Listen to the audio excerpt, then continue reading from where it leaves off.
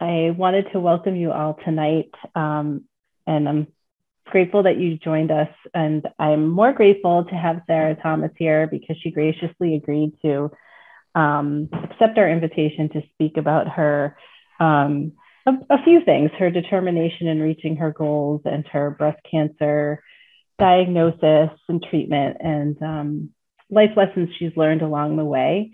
And so I am not going to waste any more time. I'm just going to turn it over to Sarah so she can start her presentation.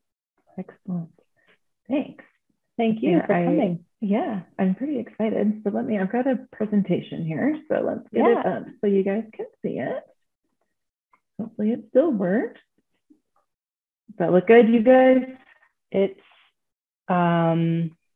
looks like it's screen. There it is. Yep, we're perfect. Just go ahead. All right. Fabulous. Yeah.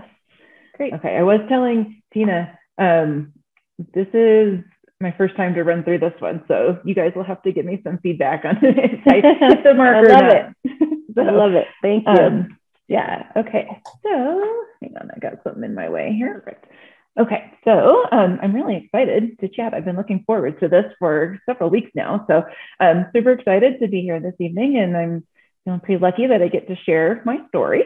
I know most people have never heard of me, which is totally cool. I'm this random marathon swimmer, and it's not exactly a sport that makes the headlines regularly, but it's kind of the thing that I do and the thing that I love. And I'm also a breast cancer survivor. And so that's kind of fun to be able to talk to you guys during Breast Cancer Awareness Month and kind of share a little bit of my story.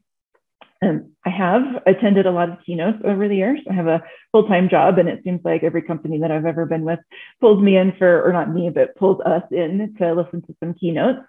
And sometimes when I'm in them, I feel like people are like challenging us to live our lives out loud or to be warriors.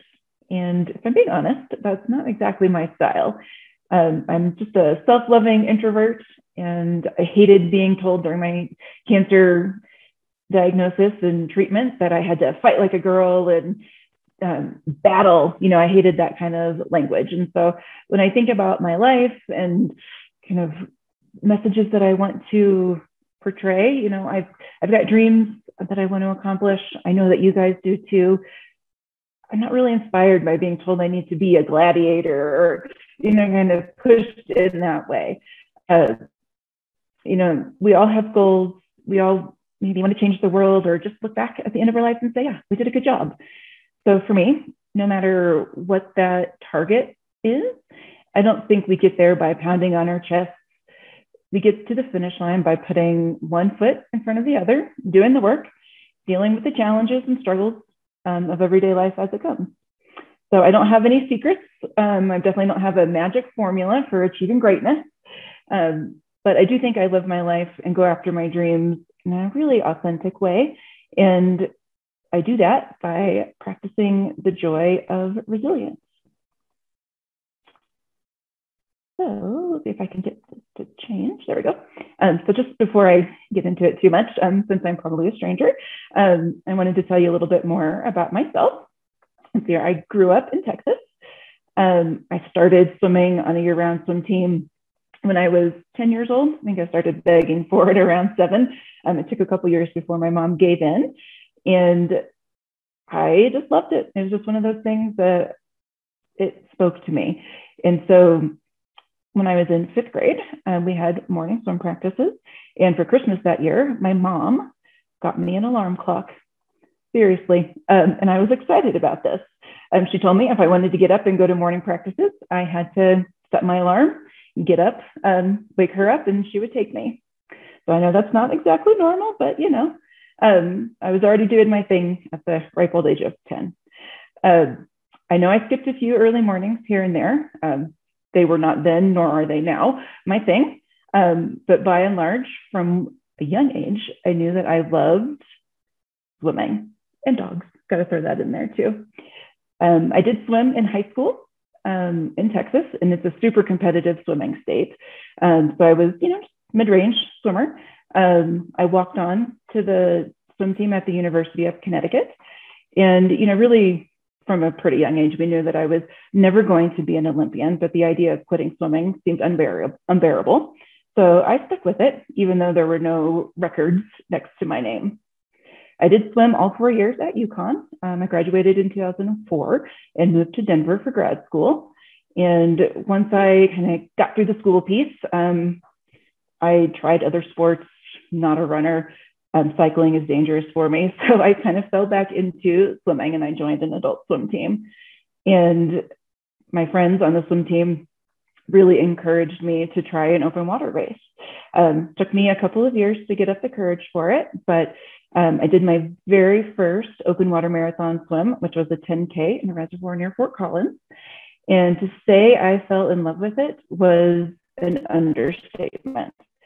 During that first race, I was like literally in tears coming out of the water. I was 25 and I had clearly just found like the thing. I thought swimming was the thing, but turns out open water swimming was really the thing. In open water, it doesn't matter if you win or if you lose or how fast you go. It's just you in a regular swimsuit, cap, goggles out there battling the elements. And it's really the place that I feel like I belong. It didn't take me long before I was taking on longer swims and even longer swims and, taking on swims in the oceans and rivers and in lakes. Marathon swimming is a simple sport, but kind of weird. So I want to go over just a couple of things so we're all coming from the same point of view when I'm talking about swims here in a second. So you just wear a regular textile swimsuit that doesn't provide warmth or flotation. You get a cap, goggles, and earplugs if you want them. And you have to swim continuously from point A to point B. You can't get out and take a nap on the boat if you're tired. If a shark cruises by and that scares you and you get out on the boat, that means your swim is over. So the second you climb on the boat for any reason, that is the end of the swim. Nobody can touch you or give you aid other than to toss you things and provide navigational support. And so everything that you do, you're doing in the water. So that means like all of my nutrition, all my feeds, they're coming down to me from a water bottle.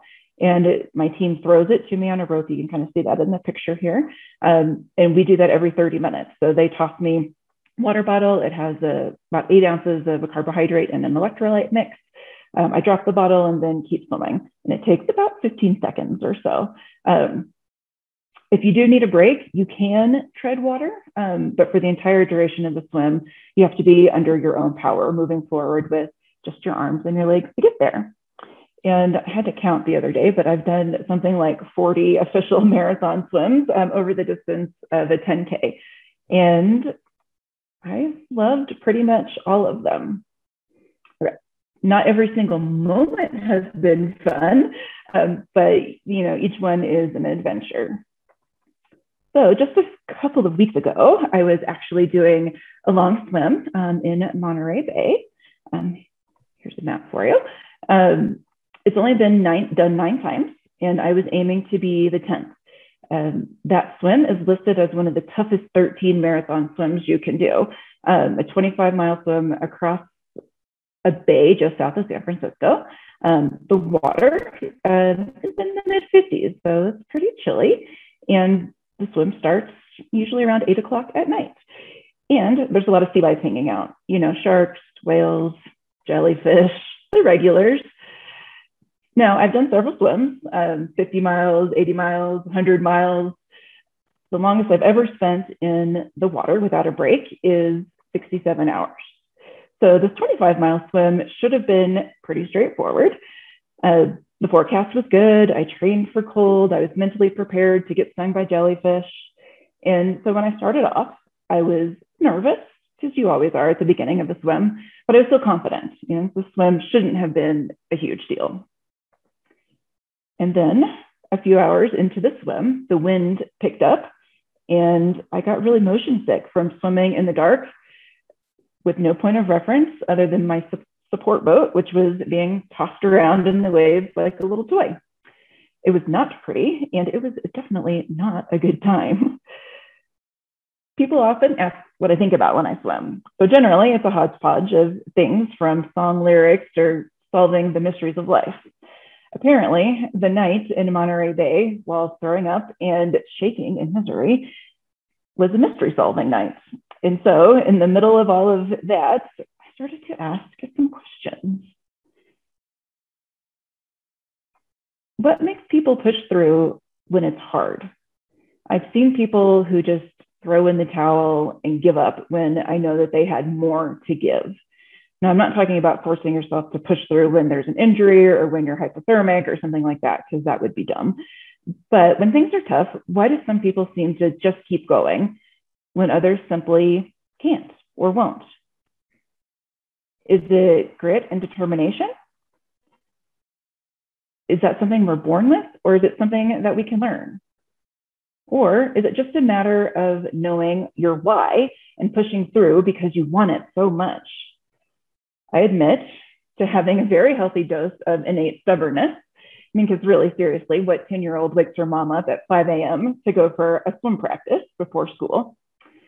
But my misery-induced night swim made me realize there is something more. There is something that we can learn, and it's more than just grit and determination.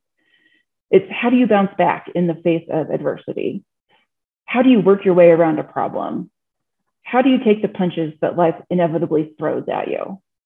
How do you handle all of those things that your parents told us were character building? Now, I'm confident when it's important enough, we can all push through. That, in my opinion, is the easy part. But what about the things that are hard, that are only important to you? Like getting an A on a test, or a promotion at work, or running a 5K, or quitting smoking. How do you go after those things that you so desperately want, but they don't come easily? There's certainly no fame or fortune waiting for me at the end of a long marathon swim. Like, for real, if my mom shows up and says, "Good job, you did it," I'm feeling pretty good. So how can we learn to keep pushing ourselves even when the stakes aren't that high? And so after all of my musing in the middle of Monterey Bay, what it came down to, the main question that I came up with is, how do we learn to be resilient?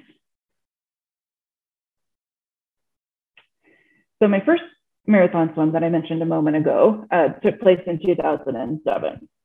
By 2016, I had built up to doing a few long swims. I'd swum the English Channel, I'd swum around Manhattan, I'd gone around Loch Ness, I'd done 40-mile swim, I'd done a 50-mile swim, and I was feeling pretty confident that I was ready to push things to the next level. And so I set out to break a distance record for the longest continuous swim without the aid of a current. So I plotted my course for Lake Powell, which is a long, windy lake on the border of Utah and Arizona. It's a little map here in the corner so you could see the route that I was planning to take. Our plan was to start at Bullfrog Marina, kind of in the north, and then swim south 80 miles to Wahweap Marina. And my best guess was that this swim would take us between 52 and 58 hours. And no joke, I was terrified. And if you haven't caught on to how to operate yet, I had questions. What would happen with 2 nights of being awake? How do you train for something like that? Would it be too cold? How do we manage to navigate a houseboat in the middle of a lake in the middle of the night? So I addressed as many issues as I could. I created a plan. And on October 4th at around 8 in the morning, I clasped my hands, took a deep breath, and waded into the water of Lake Powell. I didn't start off very strong. From the get-go, my back hurt, and we were dealing with colder water than we had planned for because the cold front had blown through the day before. And as the day turned into night, I started to worry. I was swimming in this beautiful lake on a beautiful clear night. I could literally see shooting stars through my goggles. And I was missing it because I was so wrapped up in fear of what was going to happen in the second night. So in the dead of the night, barely a quarter of the way through my planned record-breaking swim, I started making deals with myself, trying to negotiate what is good enough to be able to walk away satisfied. So at first, I told myself I just had to swim for 24 hours. 24 hours is a pretty good amount of time to go for a swim. We hit the 24-hour mark, and then I convinced myself that I just needed to make it a few more hours until 30 hours. 30 hours was the longest I'd ever swum before, and that's pretty great, right? Not many people have swum for 30 hours, and like legit, I should be proud that I made it for 30 hours. Certainly my team would be proud. So I swam through the morning, and we had a really stiff headwind, and I was grumpy, but I was convinced that I was going to get out of the water at 30 hours. So we got to the 30-hour mark. It was time to stop for my regular feed. My little sister was in the kayak next to me. And instead of taking the water bottle that she tossed over to me, I took my goggles off and I told her that I was done and that I was getting out and there was nothing she could do about it. Now, my sister Melody is 7 years younger than I am. She'd always looked up to me and come to me for advice. And I very admittedly put her in a very difficult situation as I was throwing a temper tantrum. She had done a lot of long training swims with me, so she'd been there. She looked at me, and she knew that I still had a lot left to give. Sure, she admitted, it was okay that I was grumpy and that I was tired. But as I'm ranting to her, she held her own. She let me rant. I'm cold, it's too windy, I'm hungry, I'm lonely. And she just looked at me and said, you know what? It's okay.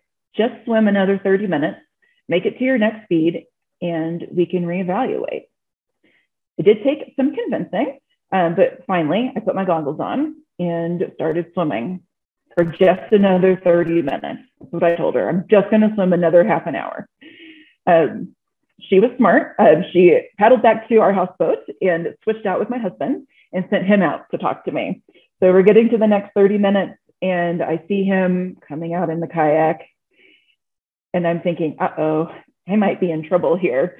I'm thinking about how he's going to yell at me for all the sacrifices that we've made and how much the houseboat costs to rent and how could I just throw it all away. So I was terrified. But when he got over to me, he tossed my bottle down to me and he wasn't mad. I gave him the same rant, about how cold and hungry and lonely and how everything was going wrong. And then he said to me, can you let me just try to fix some of your problems? And I was like stunned into silence, which I know is probably shocking. He told me that he'd get a weather forecast so I could know when the wind was going to die down. He suggested that we try something solid and warm to eat instead of just my liquid feeds. He promised to get me some support swimmers. And I had several people on the boat who were swimmers. And he said, let's get them in. They can swim next to you, give you some company. And then he reminded me, just like Melody had, let's do this just one feed at a time until we're done. No, I'm not going to say he fixed all of my issues. I think I cried for like at least another hour, dreading the sunset and being afraid of what was going to happen in the second night. I said, am I going to have hallucinations? I don't know. But by allowing myself space to express fears and concerns instead of just bottling them up, I was able to continue on knowing that my team had my back. So in letting my team know that I needed help, I actually got stronger. So that kind of brings me to my first lesson in resilience. There is power in vulnerability.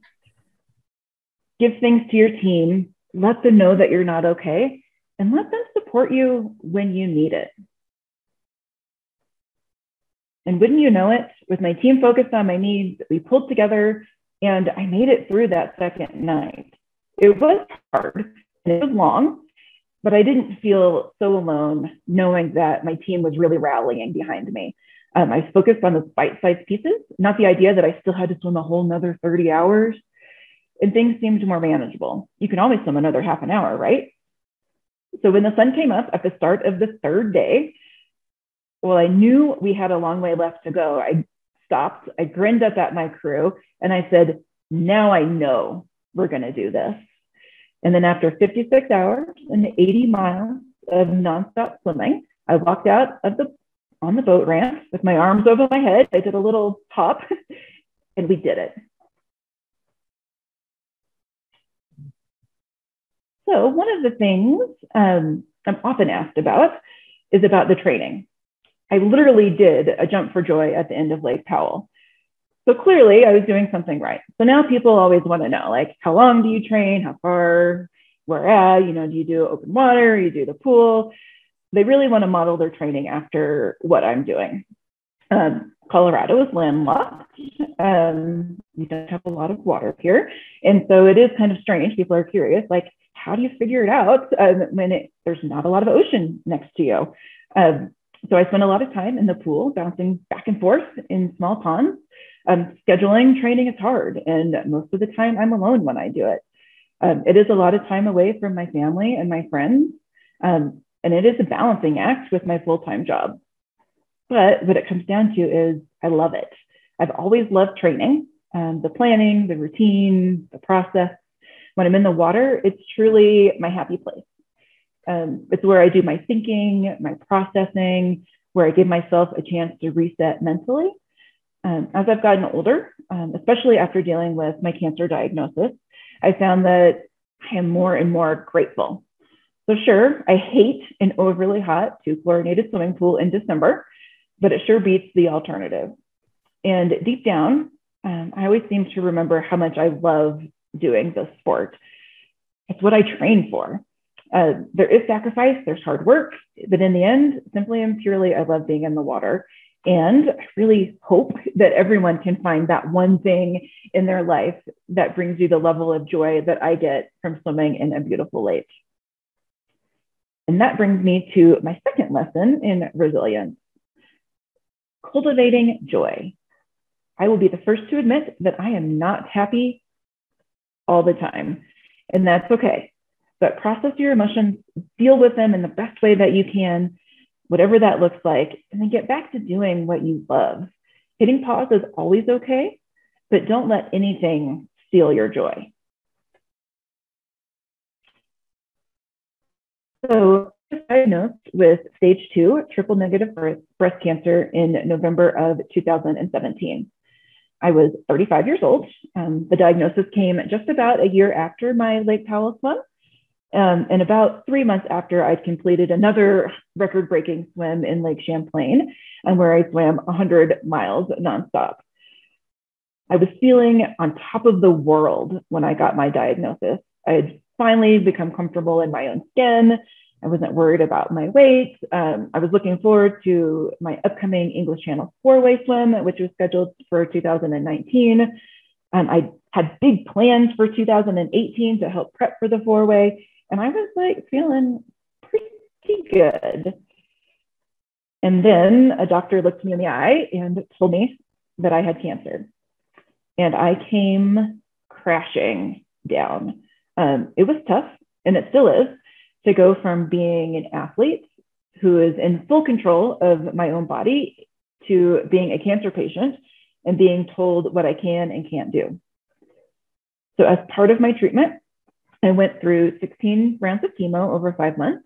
I had a unilateral mastectomy, and then I was blasted with a wonderful 25 rounds of radiation. It was rotten, I'm not gonna lie. I was sad and depressed, and it was hard. But we treated it like a swim, one feed to the next, one treatment to the next. I relied on my team to pull me through when I couldn't do it on my own, and I found joy where I could. Eventually, all of those treatments added up, and we were done in August of 2018.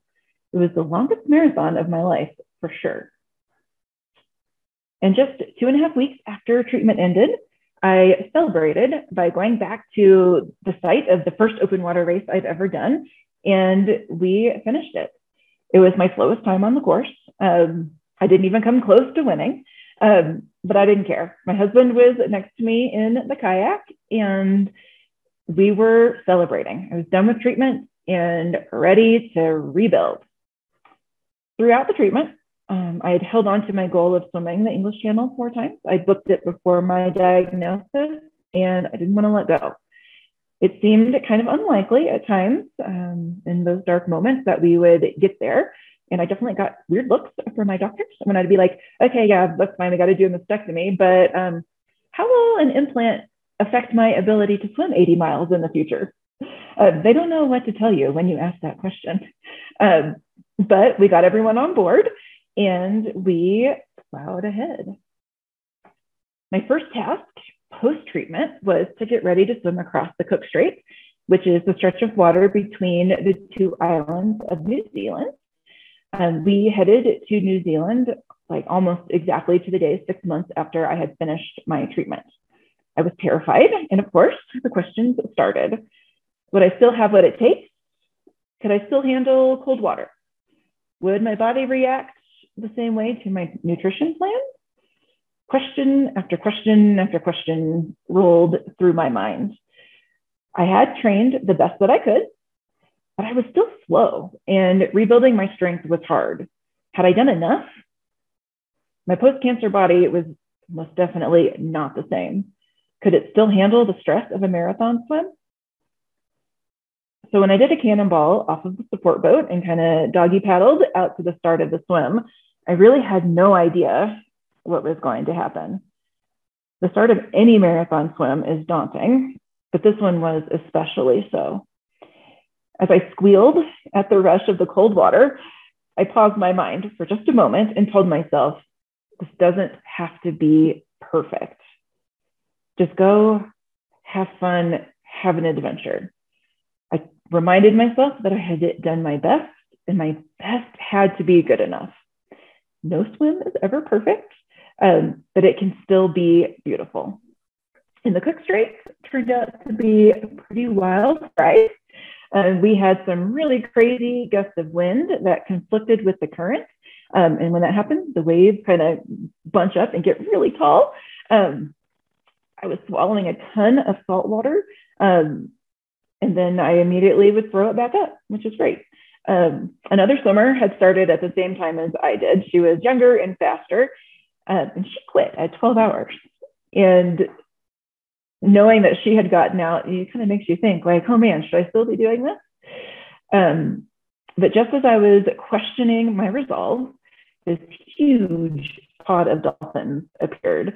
They swam underneath me and around me for like 45 minutes. It was a really long time. And they reminded me, like, this is fun. This is what you train for, you know, like resilience lesson number 2 on full display here with these dolphins. I thought the swim was going to take me 9, possibly 10 hours. And it took me just over 14. But when I got pulled out at the end of the swim, back onto the support boat, I was laughing hysterically. It was not perfect, but it was pretty dang good. So I had just learned another important piece of resilience: how to give yourself grace. I did my very best, and truly, no matter how it ends, your best is good enough. I don't know if I've always believed that, but going through cancer, putting myself in the Cook Strait, your best is good enough, even if you do fail. On that swim, I found peace and grace. I learned to accept my new body. I forgave myself for deficiencies, and I used that as motivation to push forward. Even after the Cook Strait, I knew that I still had a long way to go to get ready for the English Channel, but it was 6 months away, and I was feeling mentally more and more ready. So when I showed up in England to swim the English Channel 4 times in a row without stopping, I was almost exactly 1 year out of cancer treatment. No one had ever attempted the swim before. 4 people had done it 3 times, but no one had ever made the turn for a 4th lap. And I had more than a few people out there telling me that this swim was impossible and that it couldn't be done. But I had faith in my team. I had learned some very valuable lessons in my previous swims about grace. I had a whole lifetime of swimming for the love of swimming to help remind me that my best was good enough. I didn't know how this swim was going to go, but I dedicated it to all the cancer survivors out there. And I was prepared to fight for the swim, for them, for me, all of it. tides and weather dictate when you start an English Channel swim. So especially if you're going to do it 4 times. So we waited for probably about a week for the right weather window and tides to line up. And then I set off from Dover right around midnight on a Sunday night, aiming to be the first person to swim from England to France, to England to France, and then back to England again. The first 2 laps were great. We were kind of down to business. We had some minor issues, but nothing crazy. I swam from England to France, landed on the Cap, which is the perfect landing spot, turned around, and we swam back to England. It took me 24 hours to get to the halfway point from England to France and then back to England. And we literally landed back in England about 100 meters from where I had started my swim 24 hours ago. And then all of a sudden, I was tired. I'd been battling some nausea for a few hours, and it was really starting to set in. I was treading water at the seawall on that second turn. And kind of like I had done in Lake Powell, I was starting to make deals with myself. An English Channel double is a pretty big achievement, I was telling myself. No one would blame me if I got out here. Weighing my options, debating what I should do. My friend Elaine is next to me in the water. She handed me a pouch of baby food that was flavored like bananas. I puked it straight back up. I sucked it down and then it came right back out. And like right as that's happening, the official on the boat is yelling at me that my 10 minutes are up and I had to start swimming again. I put my face back in the water and I started swimming back to France for apparently no real good reason other than I said that I would try. So I've been in this situation before where I reach the end of a body of water and then to continue my swim, I have to turn around and head back exactly where I came from. And it's hard to do that. Like you're at the end and for some odd reason, you've decided that you want to go back again. But the rule is we never get to quit on the turn. If I can't make it or I need to get out another time, it's like totally cool, but you never quit on the turn. It's just not an option to quit then. That's the easy way out. So you get down to business, you eat your snack, you reapply grease, and you turn around and you just start swimming. No questions are asked by the crew. We just do it. I'd practiced that a handful of times, so I knew no one on my boat was going to let me quit, even though I was vomiting and clearly not having a great time. But as we continued swimming back to France in the dead of the night, I was really hoping that in like 30 minutes, someone was going to let me quit.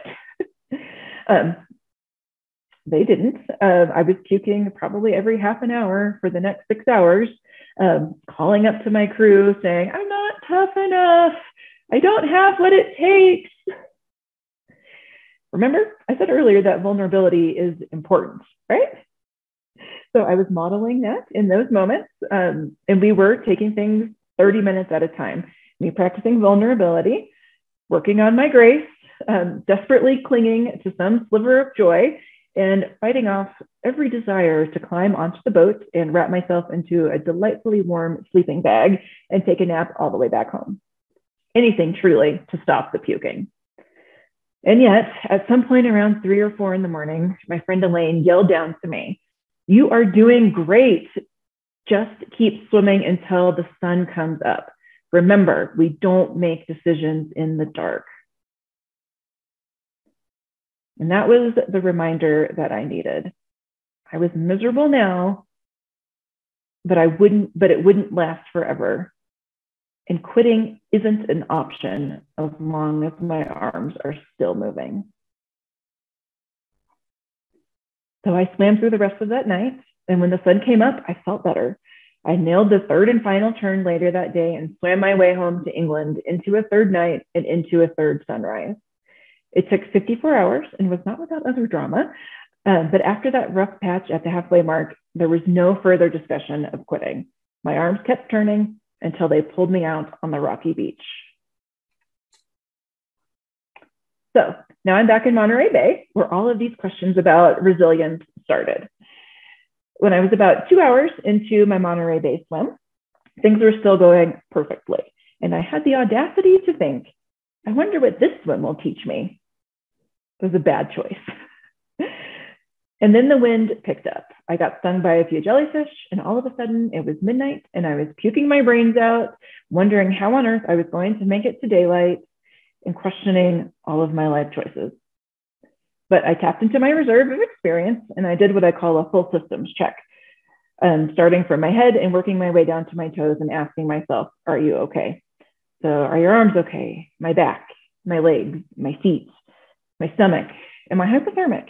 Am I at risk of injury?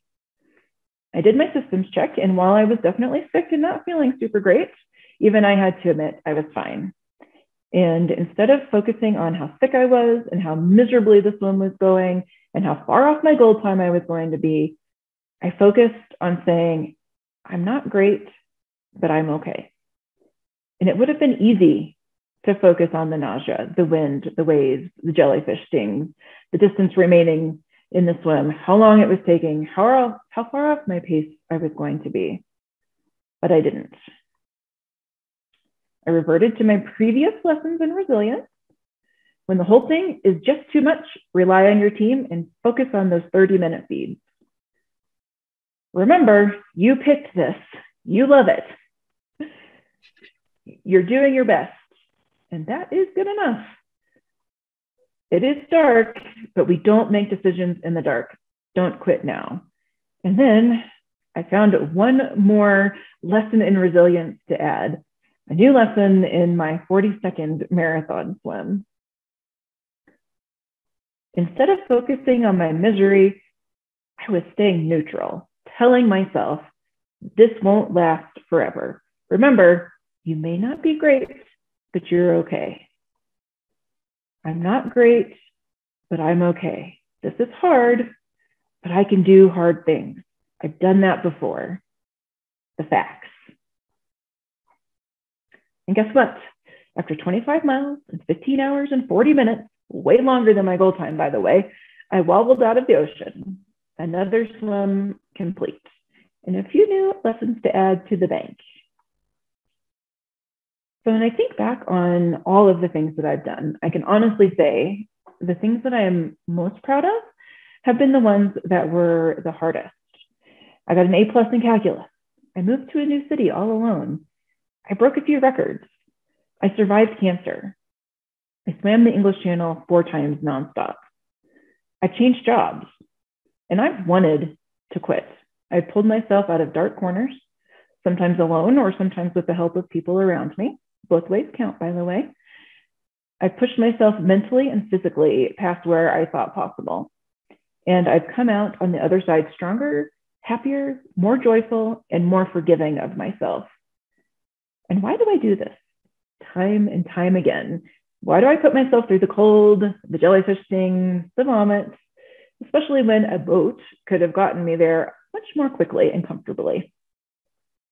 So I think what it comes down to is that I love to know that I pushed myself to achieve my greatest personal potential, that I did everything that I, Sarah Thomas, could do, and that I left my mark on those things, utilizing my unique gifts to the maximum of my ability. I've never been motivated by being the best. I just want to be my best. And I'll never know if I've hit my potential if I don't keep trying, keep bouncing back, and keep learning lessons about resilience in the middle of the night in the ocean.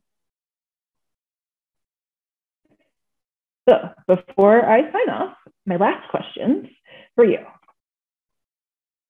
What do you want? What are your dreams, your unique gifts to share with the world? And what lessons are you willing to learn to reach those dreams and realize your potential?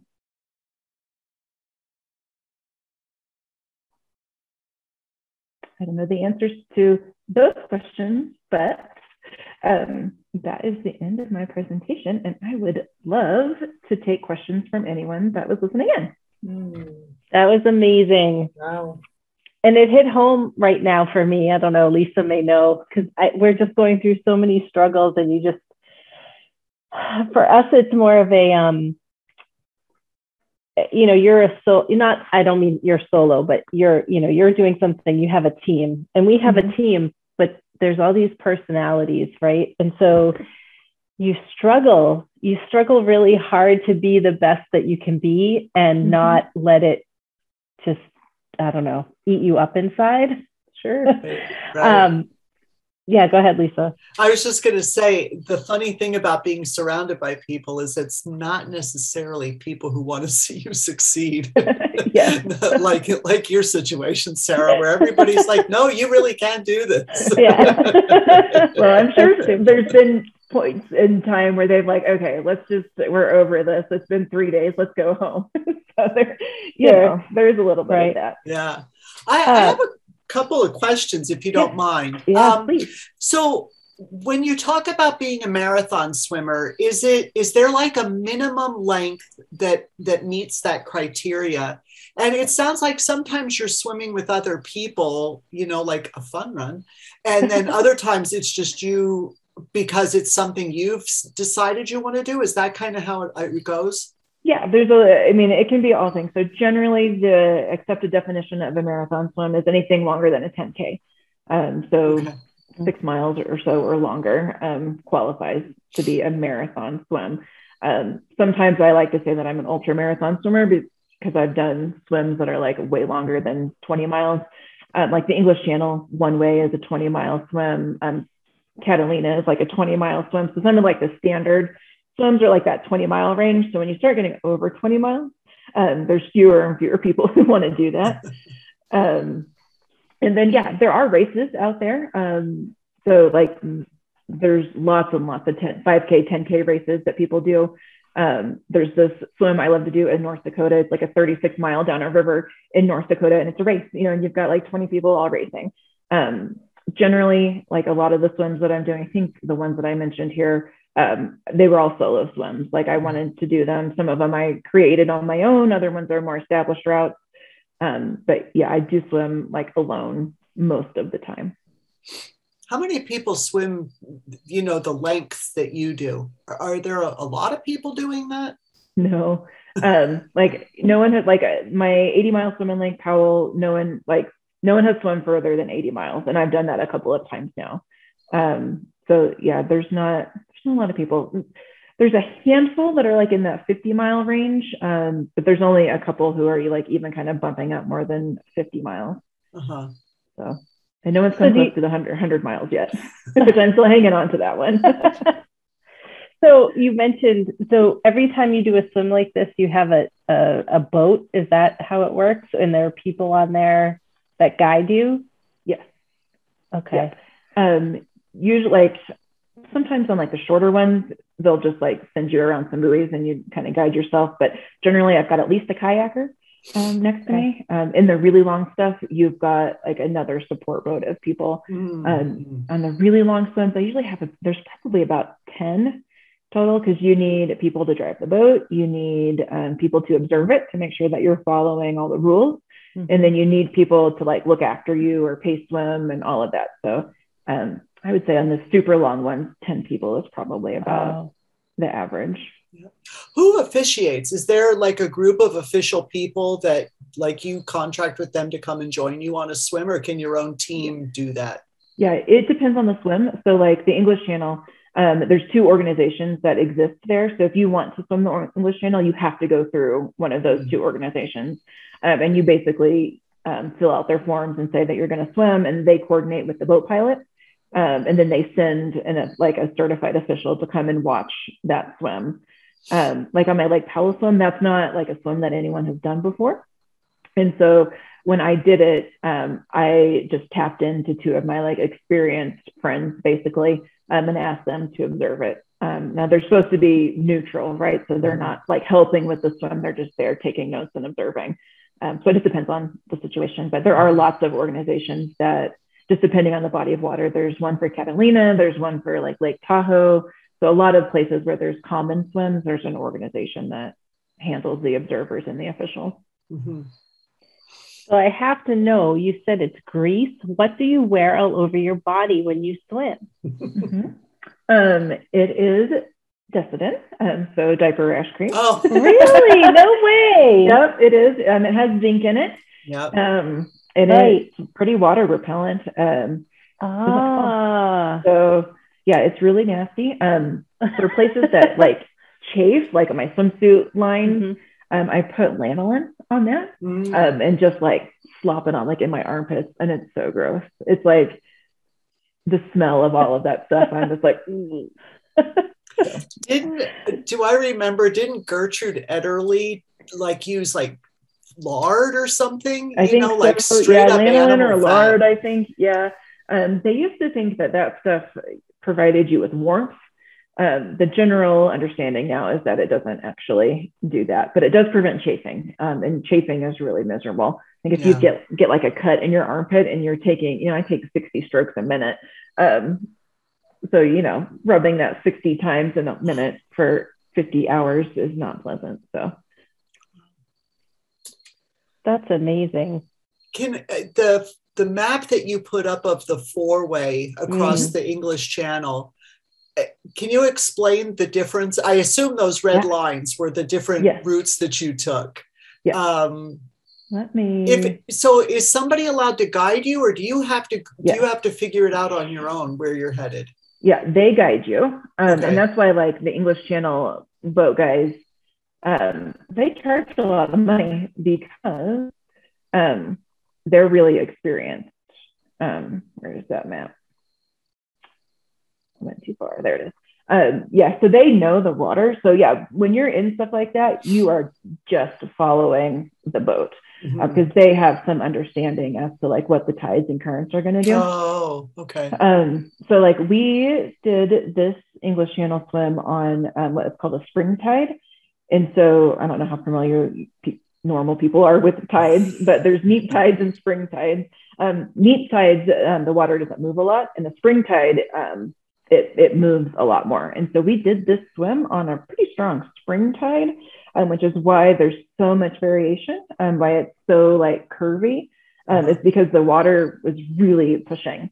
Back in the day, like when Gertrude Ederle was doing it, they would not take you on a spring tide because they didn't have as good enough of an understanding of what the currents were doing way back when. So they would only take you on a neap tide. They'll swim you through any of them now because they know. So kind of what happened here is so you see three lines that are pretty similar. Those are my first 3 laps. And everything was perfect, right? I was like, the tides change every 12 hours. And I was doing right about 12-hour laps on those first 3 laps. It was perfect. Like we were exactly where we thought we were going to be. Like everything was like lined up perfectly. And then as soon as we took off for lap number 4, we just got thrown in a really strange direction. And so that big wonky one, kind of towards the bottom of the map, that was the 4th lap. And that lap took me 17 hours. I thought we were going to be done in 48 hours. We all were planning a 48-hour swim. When I hit the end of the 3rd lap, we were right on track for that. I think it was like 36, 37 hours. So I was thinking like, this is going to be a 50-hour swim, like max. And then that tide just like threw us. And like at the 48-hour mark, my friend Craig jumped in to pace swim with me, and he was like, you have to sprint. You're stuck in a really weird current. We've got to get you out of this. So like at 48 hours into that swim, I sprinted just to get into the British inshore waters. And then they still couldn't figure out where I was going to land. We were just left and right. And it was a crazy night. And everyone was stressed. Like, are we going to make it in? Are we going to be able to beat the tide back in? It was crazy. It was a good time. Wow. So does it still just count as 20 miles in each direction, even though you obviously swam a lot more than that on that last one? Yeah. Marathon swimming is really nice in that we only count distances as the shortest possible route. So it only counts, 20 miles one way from point to point. If you think about it, the current was pushing me that. So like I wasn't swimming it, I was kind of getting shoved that way. So, I'm still finishing and starting in the same spots. And so even though the current's doing that, it's still just a 20-mile swim.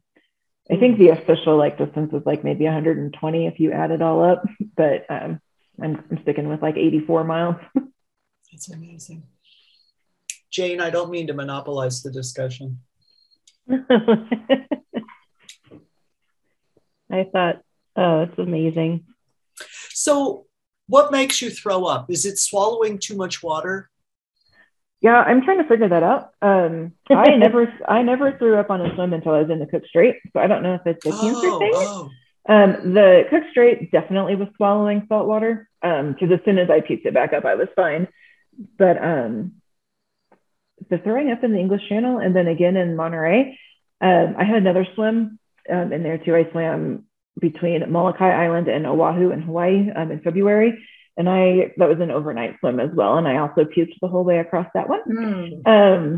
So I don't know if it's a hormonal thing that I'm not as tolerant. I get seasick on boats, but I've never been seasick in the ocean, but I kind of think that's the issue. So when I was throwing up in the English Channel, we used some of my cancer drugs to make me stop puking.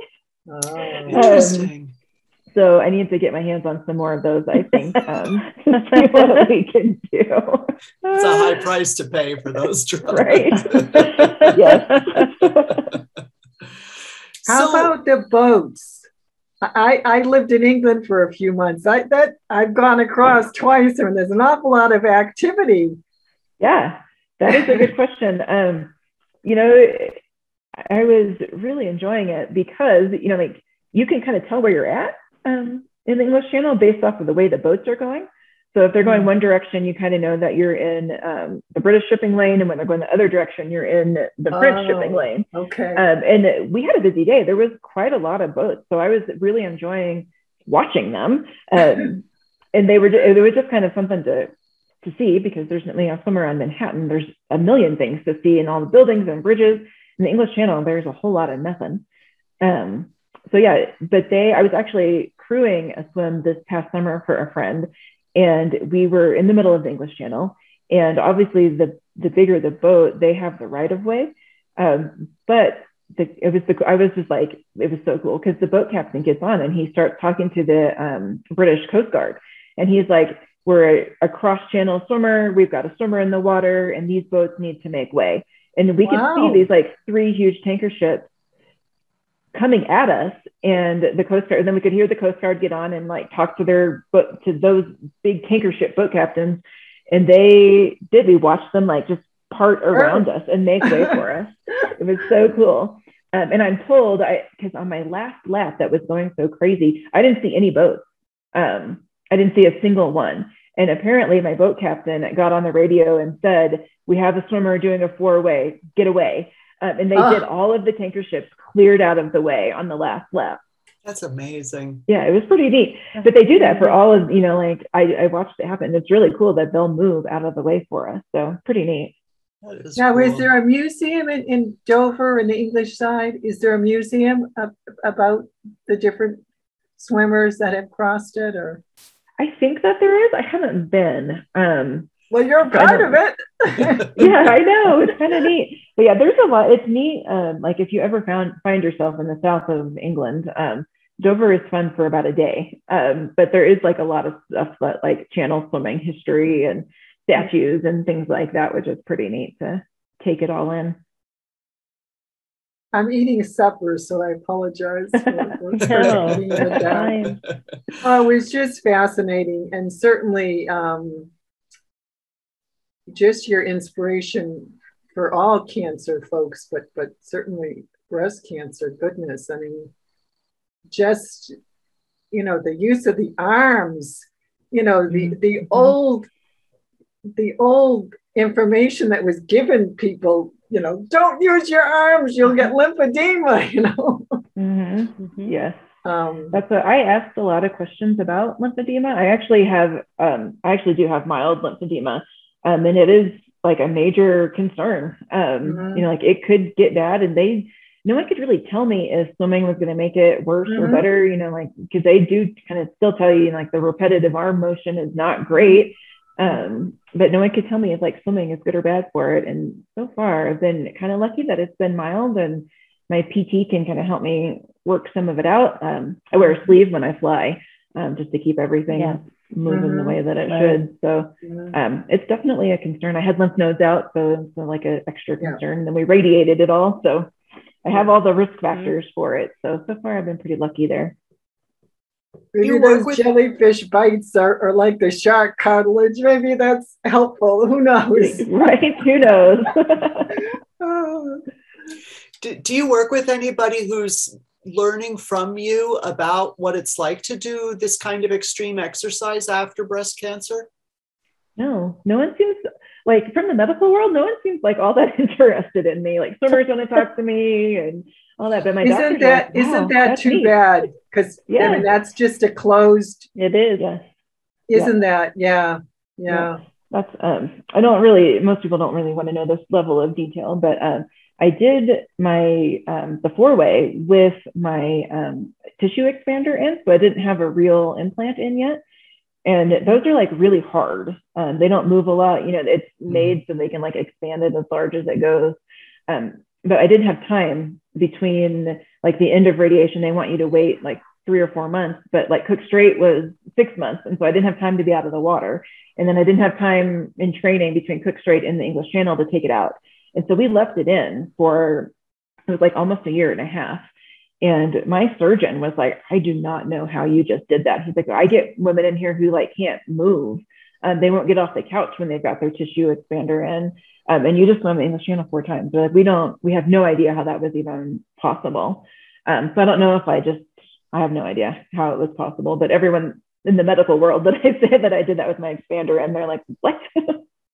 Wow. So I was pretty glad to get it out, though. That's for sure. It's the power of mental strength. You know, I think that what you've learned, you know, everything about resilience is, it's training, basically. You know, it's just another kind of training in some ways. For sure. It's pretty amazing. So when you started your treatment, did you have to stop exercising altogether? I'm not very familiar with the treatment for breast cancer. No, they were really supportive of me continuing to swim. So I swam pretty much as I could. I was out for a few weeks after they put my cord in, just to like let everything heal. But they told me I could swim 48 hours after chemo. And the only concern was that they wanted to make sure everything was like closed up and I didn't get like just an infection from a cut. So I swam 3-4 times a week during chemo. The only time that I was like really out, I had to be out for 8 weeks after my mastectomy because I couldn't get the scars wet. And that was like, no joke, the hardest 8 weeks of my life, I think, because I was going a little crazy. But yeah, no, they were super encouraging of the exercise, all of that. The first PT I went to go see, she was like, you shouldn't be exercising. That's not going to be good. Your body needs to heal. And I was like, my oncologist said to go for it. So I'm going to go for it. And I'm going to find a new PT while I'm at it. Bravo. Absolutely. Yeah. I mean, not even from a physical standpoint, but like mentally. Mental health. It was nice to be in the water, right? I put my swim cap on and no one knew that I had cancer. You know, like you couldn't tell by looking at me. And so just like being able to physically move and to just be doing what I love, like I needed that more than I needed the physical exercise, right? My heart needed it, right? Are there any places you still want to swim that you haven't swum, or challenges that no one's done yet? There's so many places to still swim. There's a strait in Japan that I really want to do. It's not super popular. Maybe like 50 people have done it. So I'm kind of itching to get over to Japan. I've done 100 miles in freshwater. I'd really like to do 100 miles in saltwater. I don't know where yet. It's hard to find 100 miles that aren't down a river or something like that. So not too sharky. How about the difference between freshwater and saltwater? Do you prepare differently for that kind of swimming? I wish I could prepare differently. I'm kind of limited because Colorado just has, little ponds. I do, like after this last swim that I was so sick on, I do think I get more sick in saltwater. So I'll definitely, probably fly out to San Francisco and do some training there because that is different. The salinity is different. So you float a lot more in saltwater than you do in freshwater. You chase a lot more in saltwater just because the salt is stickier and more corrosive. So, there's lots of differences. Some people really hate oceans. Some people really hate lakes. I like them both, but there's definitely pros and cons. How about Lake Baikal in Russia? It's You know, supposed to be the deepest and the cleanest water and the longest. And yeah, it's pretty long. It's like what, 700 kilometers or something like that. It's pretty far. A little too much for one swim, I think. But I've got a friend who wants to do a relay across it, so you never know. Wow. Wow. This is so great. Wow. And did you say Scotland? Did I think you had said, did you do something there?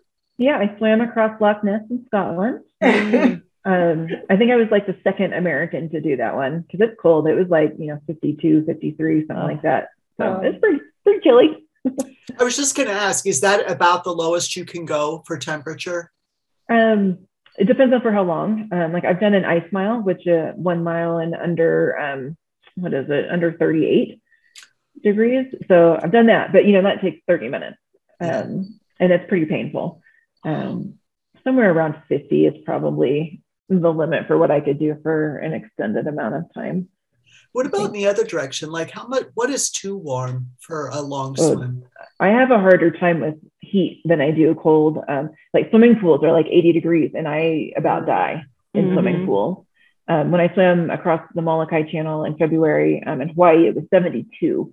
And I was like uncomfortably hot in that. So I don't like stuff much over 70, which is crazy. Most people are like, 72 sounds really nice. All the locals in Hawaii were like, this is freezing. We need our wetsuits. So, it's all relative. Yeah. Sarah, when you talked about, quitting isn't an option, and you just break down that time frame, go for another, break there and then consult with your team and all.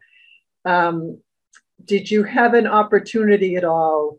In the infusion room, you must have maybe met some women that were on the verge of quitting. Were you able to share any of your thoughts, about staying the course, holding on? I mean, is it applicable? You certainly can just. It's definitely applicable. And I have talked to quite a few like cancer support groups in the last couple of years. But, during treatment, in the treatment room, people were quiet. There wasn't a whole lot of people who wanted to chat. So, the nurses were amazing. So like the nurses knew my story, but I don't think any of the nurses are good about pairing. I think I get that they'll pair. Yes. They'll see somebody that could benefit from your. But just that though, of just being so close, not throwing the towel in, just a tiny bit longer and then make the decision and then a tiny bit longer. Yeah. That's how you do it. Excellent. Well, I'm a cross-country skier. I'm a lousy swimmer, but same thing. You go out and you just say, hey, it's cold, but I'm going to keep going. Yep. Right. Well, I thought that was wonderful. Thank you so much for coming tonight, Sarah. I really loved it. And Thank you. I'm sure you'll see a lot. We'll see a lot. And I'll let you know of views on Stowe TV once it gets there. So thank you so much. Yeah. Thank you, Sarah. Thank you guys for Congratulations. having me. Yeah, it's amazing. Thanks so much. Thank you. Have a good night. Bye. Yeah. Happy swimming. Bye-bye. Bye.